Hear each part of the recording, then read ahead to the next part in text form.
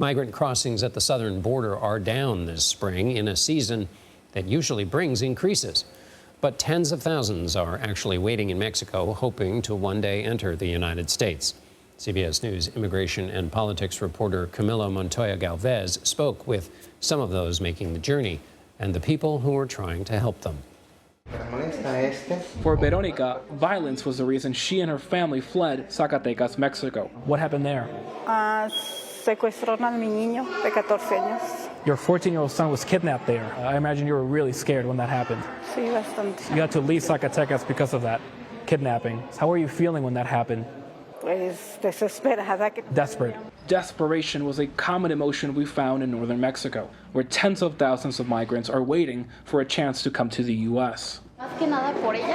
We met some of them inside this facility set up by the United Nations Migration Agency in the Mexican border city across El Paso, Texas. We're at a migrant reception center in Ciudad Juarez, Mexico. The migrants here are waiting to get medical attention. The UN has brought doctors and nurses here to help migrants who are waiting to enter the U.S. The migrants who are coming here, are they generally wanting to come to the U.S.? Yes. Like 90%.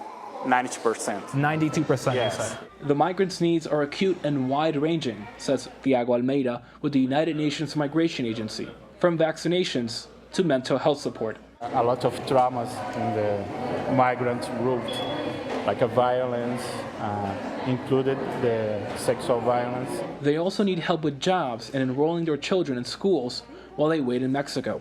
The application to get appointment to cross to United States, sometimes the time to stay here in Mexico is like 2 months or 3 months.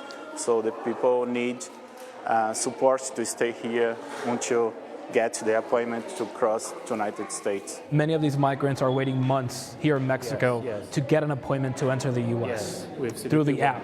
Yes. That app allows roughly 1,500 migrants to enter the U.S. at official border crossings each day. It's part of a broader Biden administration effort to discourage illegal crossings by offering migrants legal channels to come to the U.S. But the demand is far higher than the number of spots. In 2023 alone, Mexican officials reported processing nearly 800,000 migrants.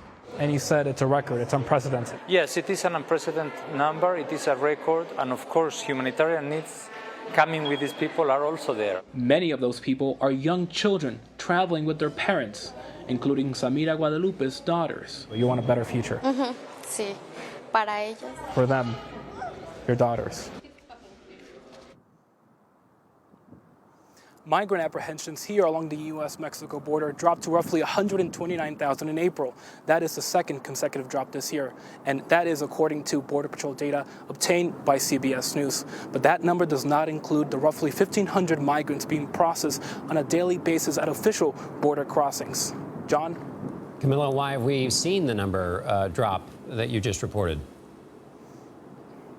Well, U.S. officials, John, tell me that the main catalyst for this lower than expected level in illegal crossings is an aggressive crackdown by Mexican officials on the other side of this border. Over the past few months, Mexican officials have ramped up efforts to deport more migrants to southern Mexico near the Mexico-Guatemala border, and also to stop migrants from boarding trains and buses that would take them further into Mexico and closer to American soil. If you ask Governor Abbott in Texas, John, he would tell you that his actions, the deployment of razor wire, the deployment of National Guard troops, is also having an impact in these lower than expected levels of migration. And the Biden administration would also argue that it is increasing deportations, and that is having an impact of deterrence on some migrants. But what is objectively true, John, is that this is a very unusual trend. This is the first time during the Biden administration that illegal crossings have not spiked yet during the spring.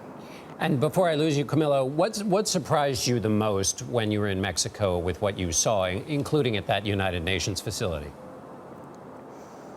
Something that really struck me and surprised me, John, is the number of children we saw in Mexico, in the shelters on the street and at that United Nations facility in Ciudad Juarez. United Nations officials tell us that about 60% of all the migrants they encounter are families traveling with children, and that obviously poses unique challenges for border officials volunteers and these UN officials because migrant children have unique needs. They have special food requirements, and they also need to go to school. But we are told that many of them are not going to school, despite the fact that they're waiting months, as you heard, to get that appointment to be processed at official ports of entry under that app power system with their family members. And that, I think, really illustrates the humanitarian crisis that we often overlook on the Mexican side of the border because it's not happening here in the U.S. Camilo Montoya-Galvez in El Paso. Thank you, Camilo.